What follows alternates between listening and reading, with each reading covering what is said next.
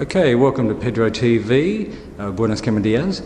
Today I'm at Alpha Gallery in Erskineville for looking at a installation by Cigdem. Hello Cigdem. Hello. How are you? Good, thanks. How are you? I'm great, I'm great. Yeah, this whole room, as you can see, is taken up by your installation called Site Occupied. Yes. Can you explain the title for me? Site occupied. So, I mean, there's the obvious reference to the site of the gallery being occupied. The whole room is completely occupied, yeah. By the burqa. But it's also got a double meaning. It also means that the body of the woman who chooses to wear a burqa, her site, the site of her body is also occupied, because in many countries she's either forced to wear it or forced not to wear it, and it's just ridiculous. So she doesn't have control over, she doesn't have access or have rights to make choices about her body. Right. And just as she doesn't have that access, the audience members also don't have any access to the gallery. Right. What about Muslim women who choose to wear a burqa? Yeah. What about it? There are women that choose to wear a burqa, exactly.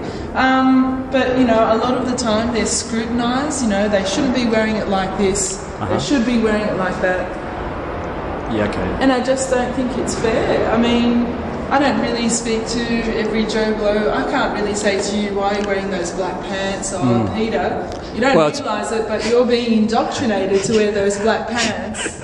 I've got no right to say that. No, I understand. It's a costume. Believe me, it's a costume. And it's modest as well. You don't want to look at my legs. Okay, so I'm aware that you've worn a burqa in a video, which I've seen. So you have a history of wearing burqas or coming from a community? From a Turkish Muslim background.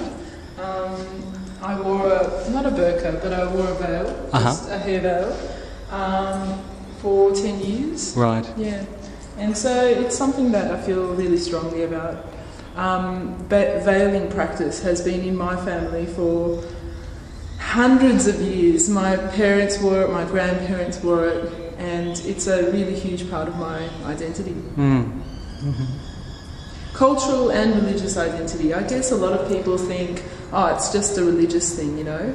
And I just don't think veiling practice is the kind of thing that you can box up into it's just this or it's just a cultural thing. It's such a complex political, cultural, religious, but also personal and physical thing.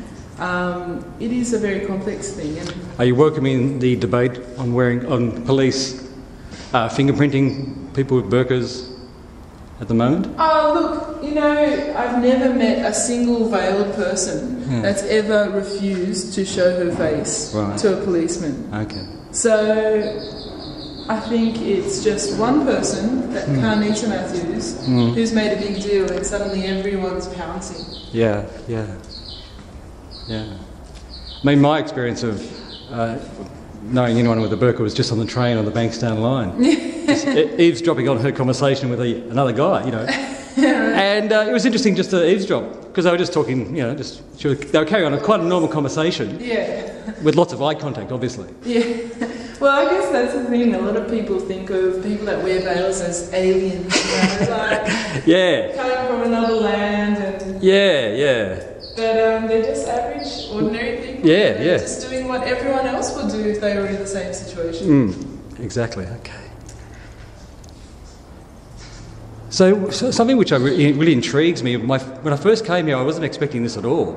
I was expecting to walk into the place and to look at something, but I couldn't even walk in the door, you know. Well, that's exactly what I wanted to do. And it reminded me of a tent as well.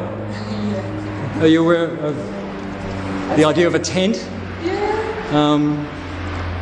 Like a tent pole figure, like a tent pole right in the middle of the... I mean, you were underneath this constructing it. Did it feel like an enclosure or a shelter or something? It did. It was a little bit claustrophobic even, because I had to get into these really tight corners. I had the fabric all over me. I had to pull the fabric and push the brick to just get the tension right.